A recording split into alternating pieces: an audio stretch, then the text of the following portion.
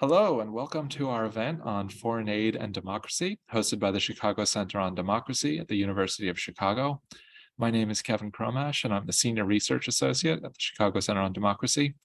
Our center is a hub for research, discussion, teaching, and community around democracy at the university. And today we're honored to have two really excellent scholars with us. Bann-Seng Tan is an assistant professor of international relations and political science at Ashoka University. His research focuses on the causes and effects of democratization, and specifically on the effective use of foreign aid in democracy promotion, as well as on authoritarian reactions to disaster aid. His 2020 book, Aid and Democracy Promotion, Liberalization at the Margins, provides much of the intellectual framework for today's conversation. And serving as interlocutor today is the eminent Bruce Bueno de Mesquita, who is the Julius Silver Professor of Politics at NYU. An expert on foreign policy and nation building, his research focuses on political institutions, economic growth, and political change. So we'll hear from Professors Tan and Bueno de Mesquita engage in a conversation about aid and democracy, and we encourage you to use the Q&A function at any point to ask your own questions. Today's conversation is being recorded and will be shared at democracy.uchicago.edu. So Professor Tan, I'll turn it over to you for what I know will be an exciting conversation. Thank you very much, Kevin. It's a pleasure to be here. So the book is an attempt to understand the dynamics of aid bargaining, the processes between that of the aid donors and the aid recipient. And I want to use the insight from the bargaining process for the purpose of democracy promotion. So I felt that it would be easier if I start with a pair of motivating examples to help you understand what I'm talking about. In 2013, there was a military coup in Egypt. General al-Sisi overthrew the elected government of Mohamed Morsi. The White House at that time, this was under President Obama, came under political pressure to suspend foreign aid from the United States to Egypt. Just to give you a context, there is a law, an act of Congress that requires the automatic suspension of American aid to any aid recipients that underwent a military coup. The United States at that time refused to cut off aid to Egypt. There was some symbolic light sanctions, but it's very minor. And the White House at that time went out of its way to avoid calling what happened in Egypt a military coup, because the moment they do that, it will trigger a legal obligation to act. By way of a contrast, in another part of the world, in the South Pacific, in Fiji, there was a coup in 2006. This time around, the United States have no problem cutting off foreign aid to Fiji. It imposed sanctions. It demanded a return to democracy before there will be a resumption of foreign aid. The United States emphasized the same act of Congress, which it conspicuously refused to apply to Egypt. So as a political scientist, one of the questions I'm asking is like, why is there a difference in the reaction of the Americans as a donor to two setbacks to democracy? And I infer it has to be because Egypt is important to the United States, whereas Fiji isn't that important. So theoretically, in the book, I posit that the importance of the recipient to donors in general is a key factor that helps to determine how much leverage the aid recipient has against the donors when they are put under pressure to democratize. I posit there must be one group of aid recipients that happen to have strategic and economic values to the donors. They have leverage. They are in a position to push back and resist donor pressure. So in my book, for the purpose of statistical analysis, I'm going to call them the primary recipients. If you like, you can think of this as the Egypts of the aid recipient world. I realize there must be another group of recipients, those that have little to offer to the donors. This group, logically, have less leverage. They are more willing to liberalize when they are under donor pressure. So I'm going to call this group the secondary recipients. Again, you can think of this as think of them as the Fijis of the aid recipient world.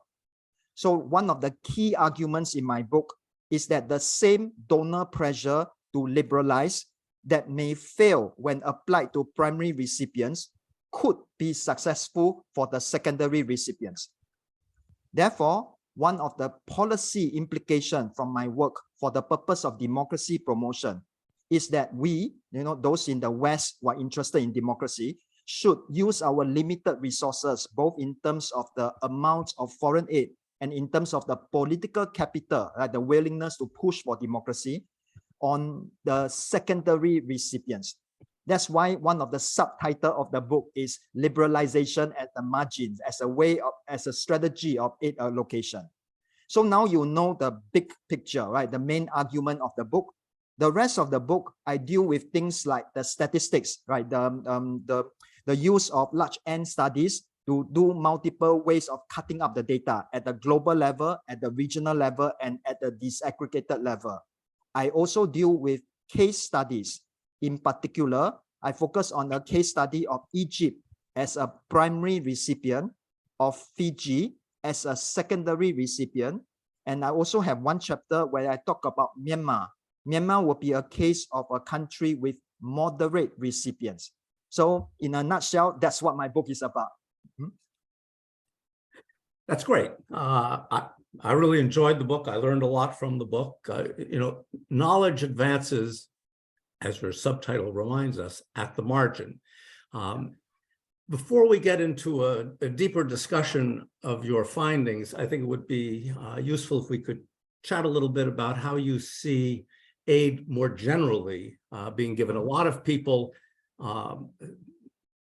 certainly virtually all democratic aid donors, claim that they are interested in advancing democracy, and that and alleviating poverty are their principal aims in foreign aid. I wonder if you could say a bit about how you see foreign aid, not just at the margins, but more broadly, how it works, what it's given for, and why democracy promotion is on the margin instead of the main act.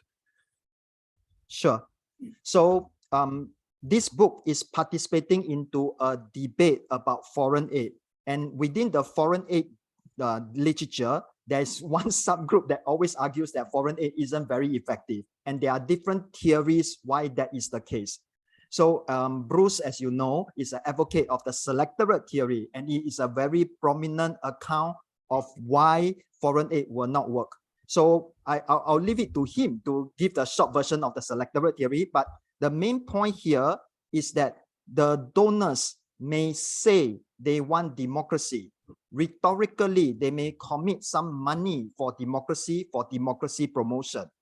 But in practice, when push comes to shove, if they can get some other policy concession, such as military base to conduct a war on terrorism, or anti-communism, some kind of strategic concession, or if they can get some kind of commercial or economic good, for example, access to oil, access to strategic waterways, and so on, the Western donors, despite their rhetoric, usually prioritize their other policy concessions instead of democracy. Now, when I make this claim, the first point I'm trying to say is that it's empirical. That means there is some literature that supports this. There are some theories that support this.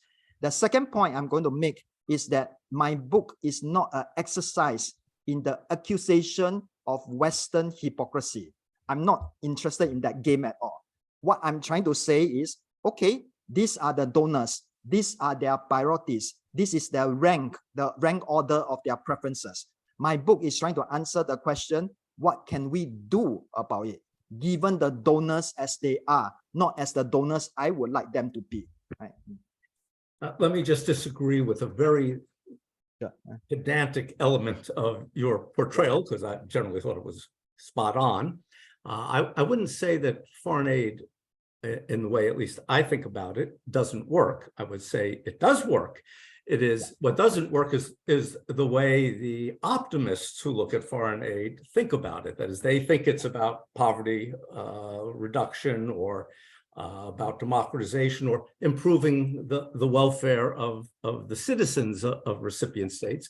Whereas in the selectorate view, both as a matter of theorizing and as a matter of evidence, it works great.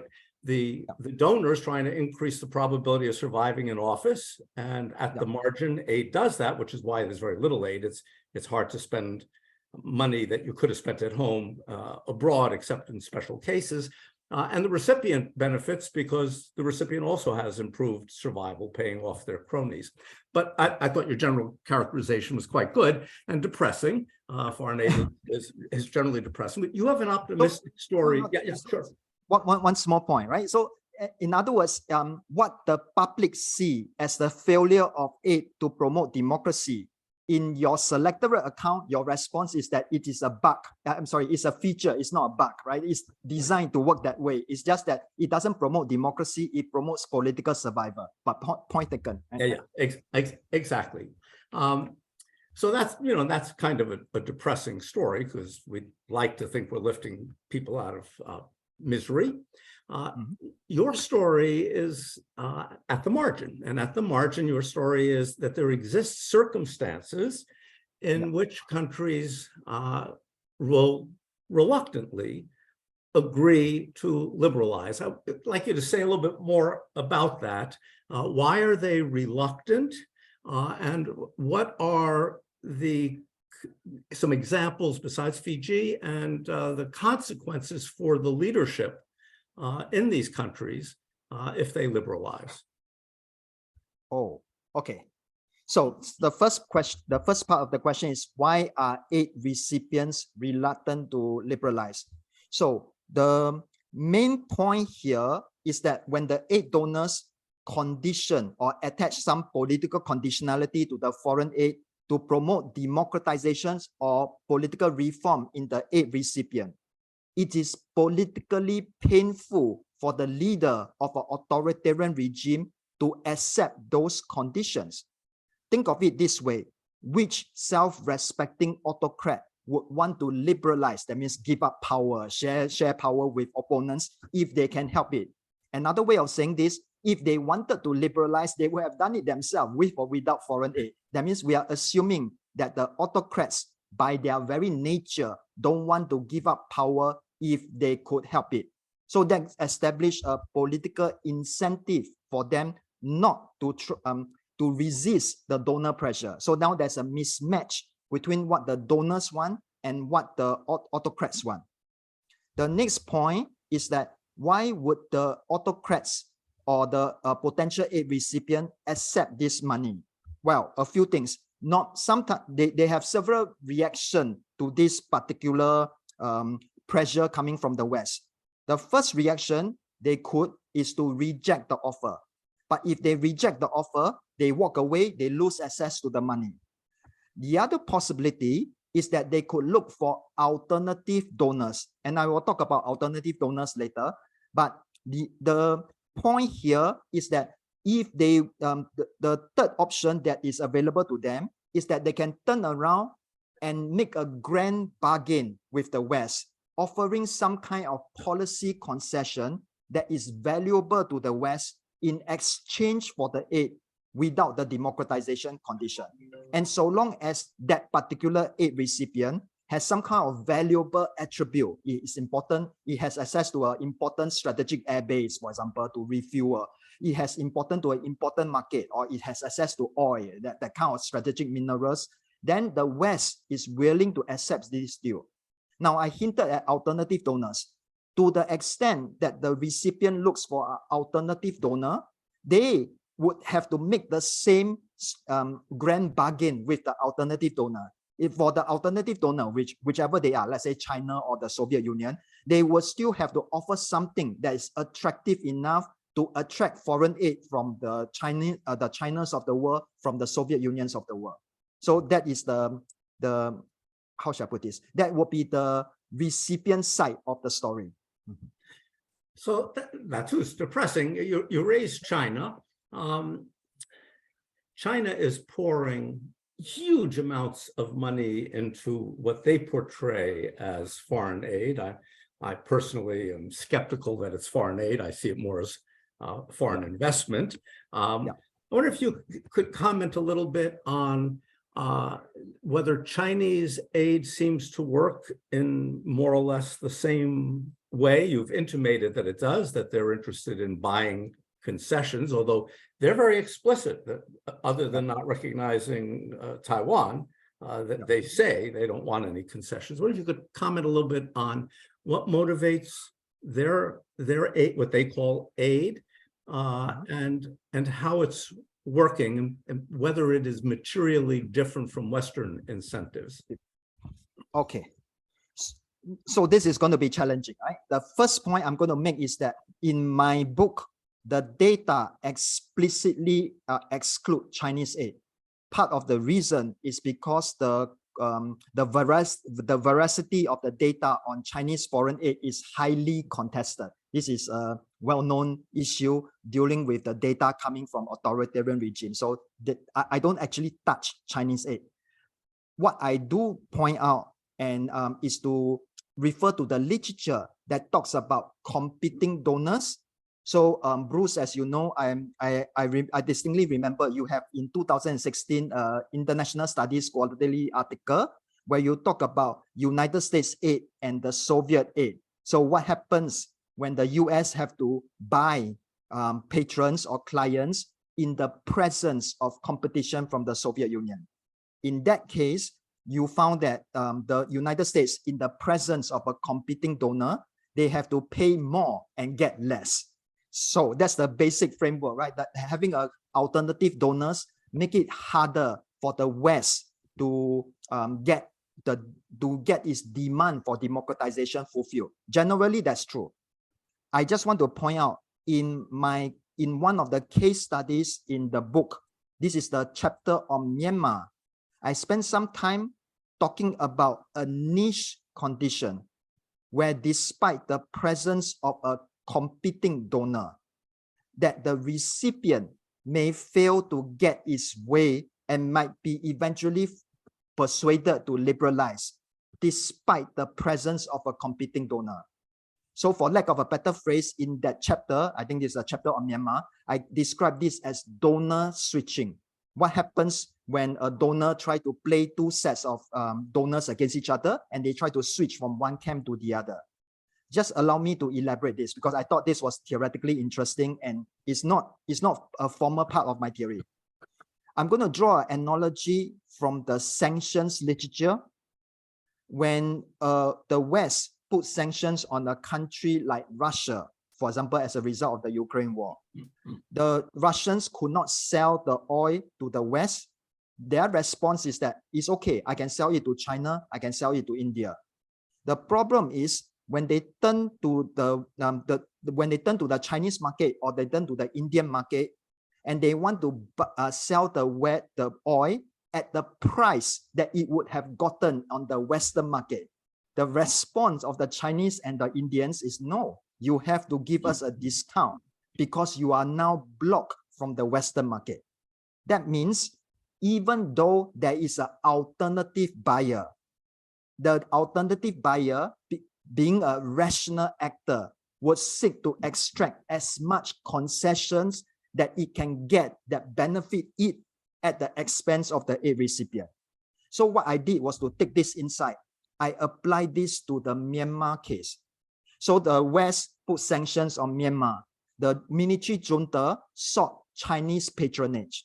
Now, initially, the relationship was quite friendly, but over time, the Chinese side seems to have realized that they have gotten more and more leverage, and the demands, the political demands inflicted upon Myanmar became more and more expensive, right? So I go into details in the chapter. For example, they intervene into the ethnic conflicts at the border region, and Myanmar is one of those countries where there's a long history of ethnic conflict, and the junta is very jealous of its sovereignty. It doesn't like it when foreigners tells it what to do. So the demands became so high that I suggested it might be a reason why the junta, despite its hostility to the West, may decide that they need to turn back to the West and give some concession in order to just buy itself a bargaining room vis-a-vis China.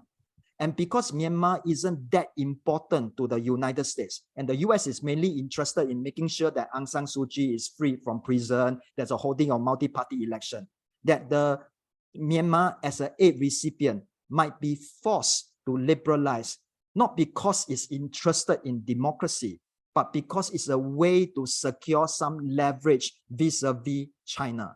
So I'm trying to point out in those niche cases like donor switching, it's possible, despite the presence of an alternative donor, there might still be a small little room for democratization.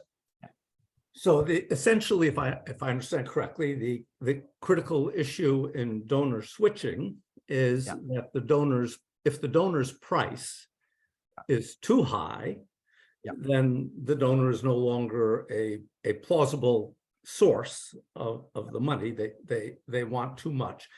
That seems to be at both the successful and the unsuccessful end of things a good description of the problems and the challenges that China faces as an aid donor. We opened this discussion by observing that China is spending a lot more money on what they call aid than the United States or the European countries are spending. And that's consistent with the idea of you're bidding against a competitor, you've got to raise the price. And they don't ask for tons of concessions. You pay more and you get less. And that leaves us with the question of why do they do it?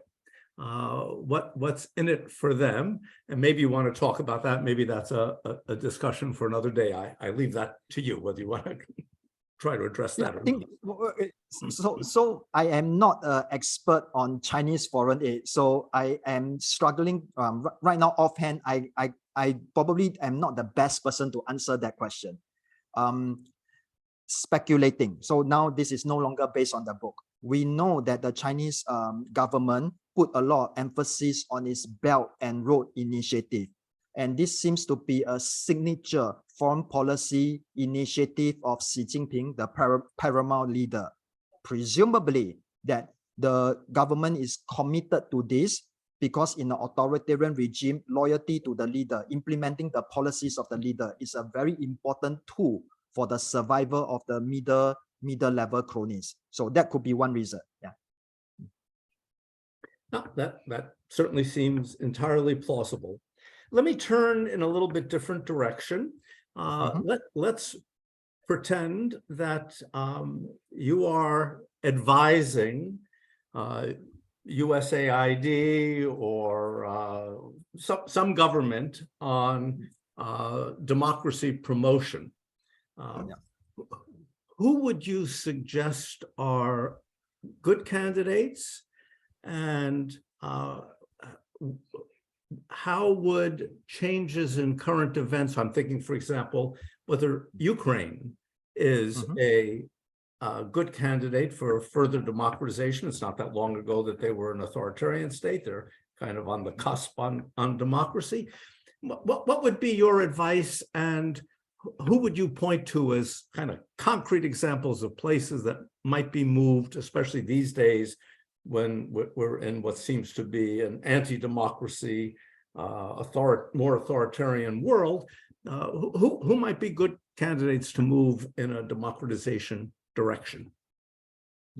So I'm going to start with a confession, right? I was dreading this question. I was expecting this and I was dreading this, right? Because I don't want to be held responsible, but be that as it may, right? So fortunately, nobody listens to me or you, so we don't have to worry too much about the world. So on a speculative note, right? The three countries I can think of is probably Sri Lanka, Ukraine, and maybe Turkey. But before I go there, I want to make several claims that are anchored in my theory. So the first point is my concept, right? The key group is a secondary recipient. So let's be clear what this means. What does it mean to be a secondary recipient? These are countries that are by definition less important to the donors, regardless of whether it's on commercial or strategic terms. When I talk about this group, this is the group that policymakers are not interested in, because your typical policymakers they are looking for important countries that they can win over to their side. They are looking for the next big things. So that means they are looking for recipients that are closer to my concept of a primary recipient as opposed to a secondary recipient. So like you say, we can give advice, it will be not because it doesn't fit the profile of the big fish, the big candidate that our typical policymakers is interested in. So that is one problem right there. So in my book, the last chapter, I think this is chapter 7, and in table 7.1 and table 7.2, I have a list of the list of the primary and secondary recipient, and a list of the secondary recipient years, because they are not always in the same status depending on the year. Now that list, because it's working with publicly available data, that means the list is by definition retrospective, right? Because it's using data that's collected over several years and so on. What it means is that list is indicative, is probably not predictive. If I have access to data that are current, that means typically the data that will only be available to, let's say, the agencies of a national aid agencies and so on, or proprietary data, then I will be able to make some kind of prescriptive or as you term it, forecasting and so on. But I don't have access to that. So now I'm now extrapolating without the data. So keep this in mind, right? So I think that the countries that I mentioned, Sri Lanka, Ukraine, and Turkey, are good cases because all three of them have multiple economic crises. And when I talk about Sri Lanka, Ukraine, and Turkey, you should arrange them in the order of the salience. I think Sri Lanka will probably be better because it's less important compared to Ukraine and Turkey. So, let me just point out a few things off my head. And this is not in the book anymore. This is, in a sense, I'm just talking about the conditions for democratization, which my book is not about theories that promote democratization. It's only talking about how foreign aid might be used to induce political liberalization. So Sri Lanka has a history of, has some record of holding elections. It was due to the economic mismanagement of the ruling family. This is the President Gotabaya and so on, that in April this year, there was effectively a people's revolution. The people tried to overthrow and successfully overthrow the regime. So these are very useful conditions for democratization. You have an economic crisis, a delegitimization of the previous regime, a hunger from the people for change. And because of the economic crisis, they need money coming from elsewhere. These are tools that give the Western donors leverage to ensure some continuous pressure on the new leadership to reform. Will it work? I'm not sure. But what I'm suggesting is that this will be the kind of recipient profile that aid agency that is seriously committed to democracy should be looking for. Do not look for the important guys. Look for the weak, the more neglected parts of the world. That may be where you can advance democracy, if the goal is to advance democracy. Right? So I'm interested in the set of countries that you picked. Yeah. Sri Lanka, for me, kind of leapt to mind as a good fit with your theory. It's not of great security value because the U.S. has plenty of naval bases elsewhere in the Pacific and the Indian Ocean, and it's not a great commercial center. Ukraine was also not a great commercial center, but Ukraine and Turkey, I was a little surprised at, although as I think about Ukraine, that may be a good description of what's going on even as we speak. So Ukraine's a place that over the past, say, 5 or 6 years has been transitioning from an authoritarian regime to a more democratic regime. And while the media sort of like to portray President Zelensky as a clearly democratic guy, as recently as just this past September, they outlawed, I think it was 10 or 11 political parties, and they're not super democratic. They're a lot more democratic than they were, but they're not Denmark. They are, however, of great security interest now, whereas they weren't before. And that kind of runs a little, that runs in the direction of help them out. But in this case, their security value is linked to their being more democratic, that is, to their choosing to be part of the Western European alliance rather than a pro-Russian alliance. So maybe that is a good fit. Turkey seems more unusual as a choice because, of course, you spent many years in Turkey. You know a lot more about Turkey than I do. Turkey is, of course, a major NATO ally. It is, if not the largest, certainly one of the largest militaries in NATO. It used to be the largest. Whether it still is, I just don't know.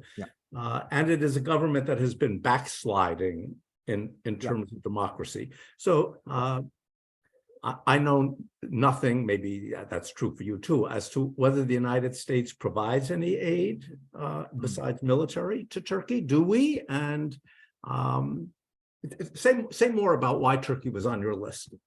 Sure. But since you brought up Ukraine, can I talk about Ukraine first, and then we can of course discuss Turkey, right? So I think with regards to Ukraine, because it's an ongoing war, so it now a lot depends on the outcome of the war, right? So if Ukraine lose, then we will be in a completely different scenario, because then presumably the strategic value of Ukraine would have dropped by quite a lot. Yes. Right now, it seems like it is winning, right? I mean, or rather, it seems to have the momentum. So the next question becomes, if it wins the war, in what condition is going to be? The key, at least from what I can tell, one key variable is whether it maintains its access to the Black Sea ports, because it needs to be able to export to recover. So assuming it wins and assuming it retains some kind of access to the Black Sea ports, and so that's my starting assumption. So the framework here in my book talks about leverage. What would be the condition for a future Ukraine leader to try to stick to democracy? So what is in it for them? The first thing they want, from what I can tell, is that they want to be part of NATO. They want to be part of the EU. So that is already one point of leverage the West has vis-a-vis Ukraine to make sure they behave. But it's a weak leverage, because once you accept Ukraine into NATO or into the EU, it's a one-off deal, right? Then you can engage in backsliding, which is what Hungary has done, and so on, right? So it's not a very strong point. The other point here, and this is a bigger point, the war has damaged the Ukraine economy to a huge extent. So the numbers vary, but the numbers I'm seeing is running into hundreds of billions of reconstruction aid. If you think about it, the most likely source is coming from the West, right? And that because the Ukrainians, the reconstruction of Ukraine will need a steady flow of money that will give a source of continuous leverage upon the West, and that gives a reason for the Ukrainian leadership to behave. And that's a pretty strong reason, because the other alternative source of funding Ukraine could have gotten is Russia, which is not happening anytime soon. So yeah, no, that sounds to me like a very convincing account, that Ukraine is not providing commercial or strategic value beyond, if they're defeated in the war. Their continuation down the democratic path is contingent for them on the source of money. So it's exactly what your theoretical argument contends, that Zelensky might like to backslide, but if he wants to stay in power, he needs to be doing something to rebuild the country, and that means he needs to be getting money. As you said, the Russians are not going to be giving him that money. That we can be very confident of. Yes. So there is one more point, and this is a testament to the, I guess you can call it the spirit of the Ukrainians. I'm working on another article that I'm hoping to get published, but it has to be written yet, right? So it's halfway done. And that in this other article, I came across a work by a political scientist. I hope I pronounced her name correctly, Ogla Grunch. She is an associate professor or the equivalent of an associate professor at the University of Manchester. And she has an article out in the Journal of Democracy this year. And I think the title is Why Ukrainians Are Rallying Around Democracy. What she did was have a long-term public opinion survey of the Ukrainians. And then what she found was that over time, the public support of Ukraine, the Ukrainians, when you are asked the question, do you think that democracy is the best regime for the country, is extremely high. And it's very unusual because Ukraine in the last few years have encountered multiple crises, right? So a country in deep economic and financial crisis, and now there's a war and there's a pandemic. Typically, a country in crisis, you should see a drop in support for democracy. Ukraine is now heading in the opposite direction. So credit where credit is due, right? It seems like this is a demand, at least for now, it seems like it's a demand by the people. And that is something I have some faith in, even if I have no faith in the leadership, right? Hopefully the people can put the leadership into account, right? So, yeah. Well, to the extent that they are becoming more democratic, they will care more about the people. To the extent that they are not, then they won't. That's interesting. That's an interesting empirical finding. And Turkey, why is Turkey?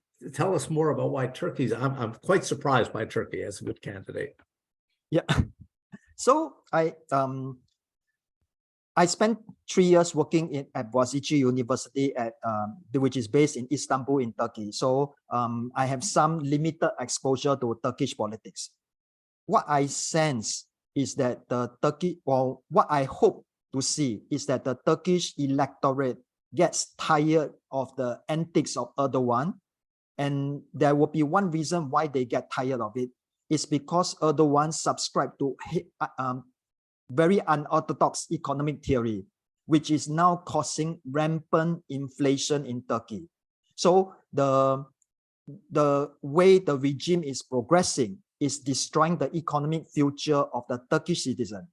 Hopefully, because they still have to hold a presidential election soon, the Turkish voters might vote against the ruling party. And if that happens, then the new party will need to recover economically. They need to reverse all their interest rate policies and so on. And because the economy has been mismanaged for a very long time, there is a chance, it's not high, but there's a chance they may need to turn either to the West or to the IMF to borrow quite a substantial sum of money to recover economically.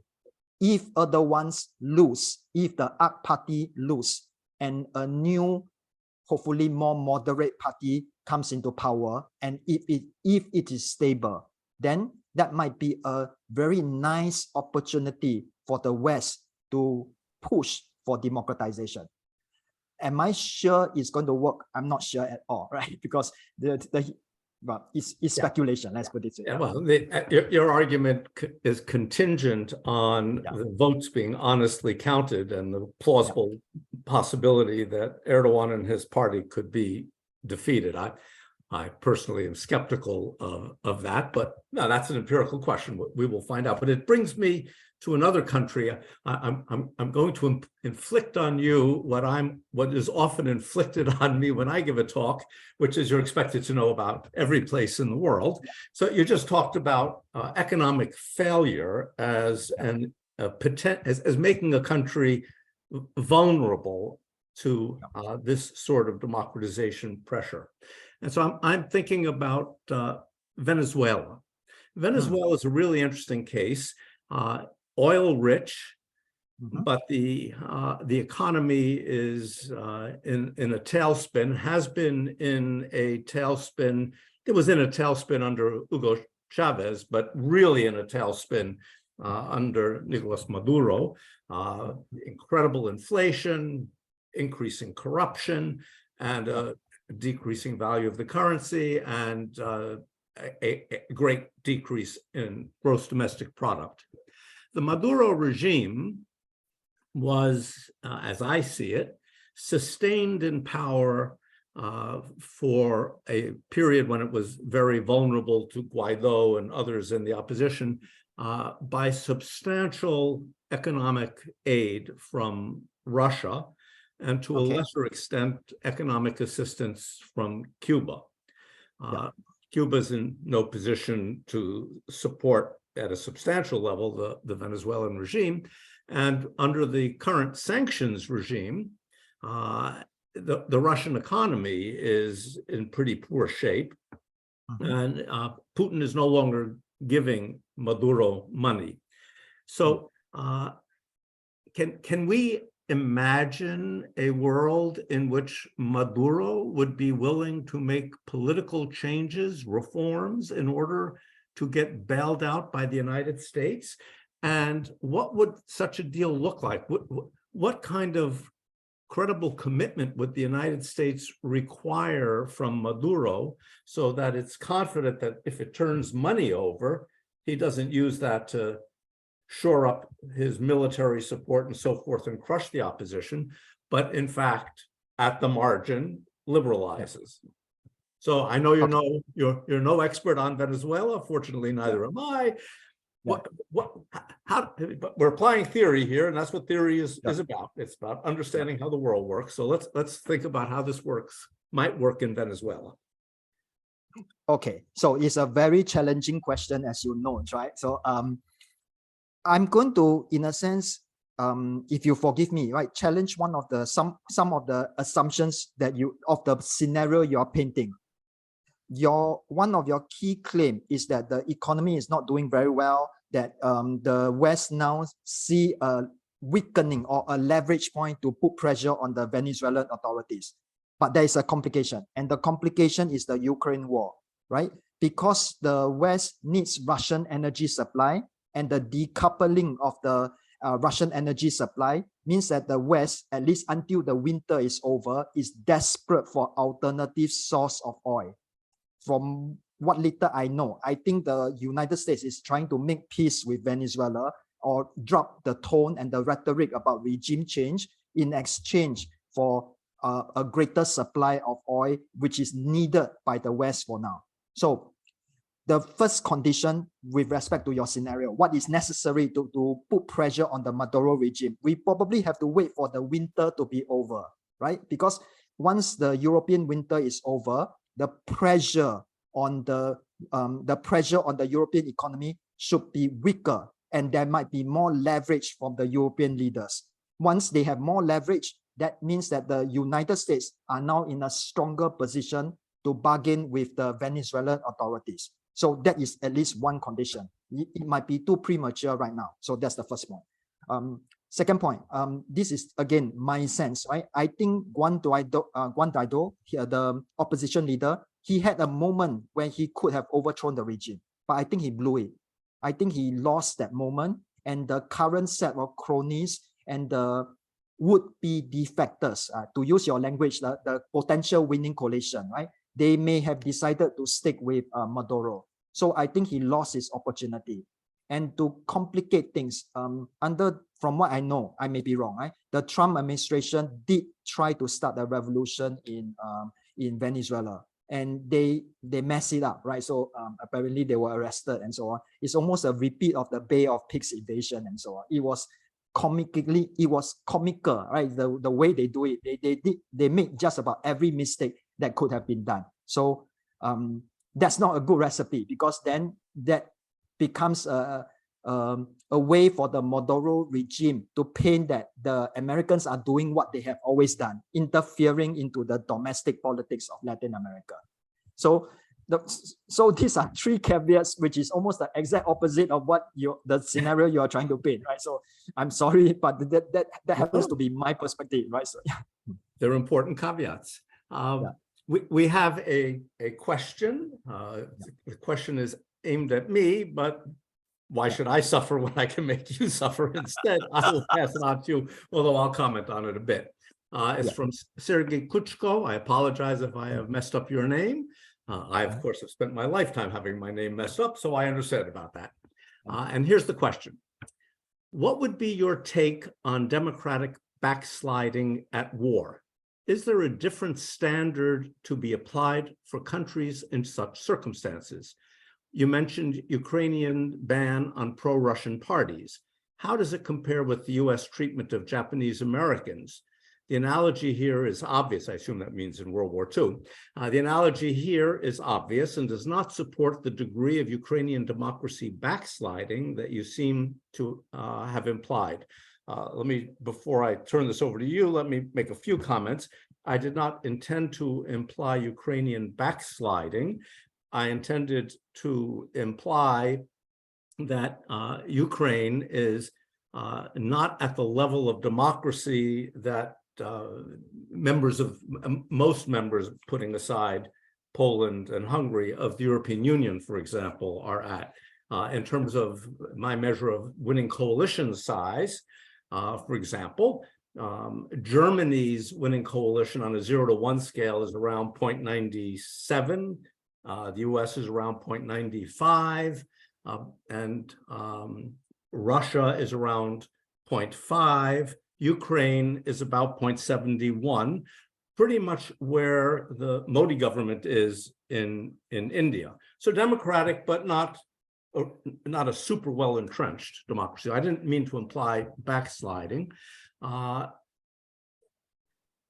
not sure that the analogy to the treatment of the Japanese in World War II is obvious, but anyway, rather than my try to make it obvious, Bann-Seng, tell us what you have to say about the effect of war on either backsliding or democratization or the susceptibility to liberalization at the margins in your theoretical perspective. Okay, so so it's my turn to suffer right now, right? So my internet connection isn't very strong, so I lost part of some of your response, which is fine. I think I got the gist of it. Okay. I should just point out that when I'm reading the question have a second sentence, right? Is there a different standard to be applied for countries in such circumstances? My general response is yes. It's in a wartime. Wartime, normally you do expect national emergency, and being invaded by another country is a pretty strong case for a national emergency. So I'm actually okay with the suspension of some civil liberties during the context of war, where it's a proven, not a fabricated emergency. And I think the Ukraine case is a clear-cut emergency. Is what happened in the internment of Japanese Americans tragic? Yes, of course. But again, I'm not sure how the analogy will be useful here, right? Because among other things, if the point is to promote democracy, trying to, how should I put this? Surely one of the imperative of a country is to survive first in the context of war, and then you can worry about the fixing of the human rights and worry about the democratic status after you survive the war. And that, I think this is one case where the analogy doesn't really apply here. So that's my general comment, right? So, yeah. Okay. And we have a question from Ayush Dewan Bulandi, and it says, the meaning of democracy is now actually interpreted by different countries differently. In fact, one of the purposes of the selector theory is to get us to abandon words like democracy because they're so vague. How do you substantiate that, yes, this aid did help make stronger democratic foundations and something else did not? So this is really a question about what's the evidence and how are things assessed? Well, you're asking me now. Yes. I mean, sure. So wait. Because you interpret it in again, I'm challenging the premise of the question, right? You're interpreting it as an operational question, which I'm fine. I can do it as an operational question, but I want to address the theoretical assumption of the question. But let me just start with the operational answer. So in my book, I took the I use the data set, which is a very commonly held data set to measure regime type known as polity 4. And I measure for the 8 recipients that were authoritarian at the time of aid receipt. What is their polity score? By convention, if they have a polity score 6 and below, that means this will be considered a non-democratic regime. There will be a legitimate case for the promotion of democracy. And I count what happens when they what happens when there's an aid commitment for democracy promotion, and what happens to the polity score of the regime 5 years after aid commitment. So operationally, that's how I do it. But I want to talk about now the theory. That means this idea of the definition of democracy. I've never understood this point that we need a universally acceptable definition of democracy before we can democratize. Because if that's the case, we'll be waiting for a very long time. Put it another way, the claim is that different people have purely different understanding of democracy. Please note what's happening in the last 2 weeks. Protests are breaking out in 50 cities in China. China, a regime that's dominated by a regime that spends a huge amount of effort talking about how Asians don't want democracy.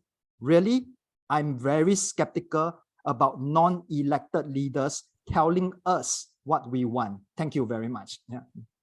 Okay, Ayush has followed up, and I'm going to try to respond to Ayush's follow-up. It touches very much on the point you just made, and we only have about 7 or 8 minutes left, so try to be quick.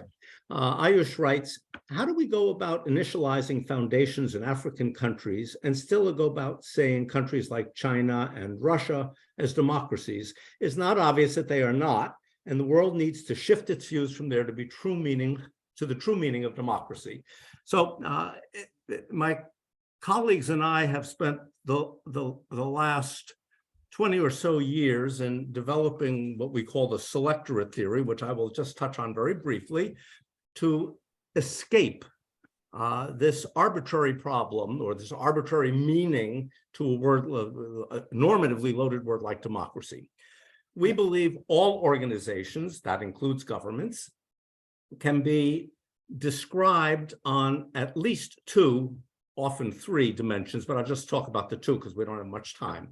The 2 dimensions are what we call the selectorate, those who have at least a nominal say in choosing a leader, and the winning coalition, the portion of the selectorate whose support is essential to keep a leader in power. So you may get a lot more support than that. If you get a lot more support, that's very nice for you, but it's not what you needed. You may get less, then you're not going to be in power. The leader does 3 things: raises revenue and spends money on public goods that benefit everybody, that is public policies, and private goods that benefit members of the winning coalition, corruption, opportunities, what have you. Every government has a winning coalition. Every government has a selectorate. Their sizes may differ. Their ratio may differ. We don't have to say, you past this line, you're democratic. Below this line, you're not, because the theory tells us that where you are on those 2 dimensions predicts how hard it is for you to survive in power, predicts how you spend money, how much you have left over for kleptocracy or secret bank accounts or civic-minded projects. It tells us how corrupt your government will be, and so forth. So we don't need to answer the question, is this country democratic or not? I really am uncomfortable saying, here's a democracy, here's not a democracy. This is colloquial language. These are very, if you can measure these things, and we do measure them, they're very precise predictors of how a government will behave. And as it turns out, for example, by these measures, to use the colloquial language, China is substantially less democratic than Russia. Russia is less democratic, to use again the colloquial term. It has a smaller winning coalition than Ukraine. Ukraine and India look very similar. They both look, India looks very different today than it looked 10, 15 years ago, and so on. So we can look both dynamically and cross-sectionally and say, this place will be more corrupt, this place will be less corrupt, this place will have better quality of life for its citizens than this one, and so on. So we can escape this problem. It's a great question because there's tremendous confusion about what these terms mean, and we should get into a world where we're doing science rather than just normative statements. And that's one of the beauties of Bann-Seng's book. It is doing science. It's asking, okay, we have explanations for a lot of stuff about foreign aid. At the margin, can we have an explanation for the conditions under which reluctant leaders reform their government to become more democratic? That is, in my terms, have a larger winning coalition. And he's provided a positive answer for that.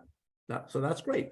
Well, we've only got about 4 minutes. So I'm going to ask you, Bann-Seng, if you would sum up what you, again, see as the critical highlights of the book and encourage everybody out there to read it. It's really a powerful statement of how foreign aid can be used for one of the things that the people who give it say they are giving it for. Sure.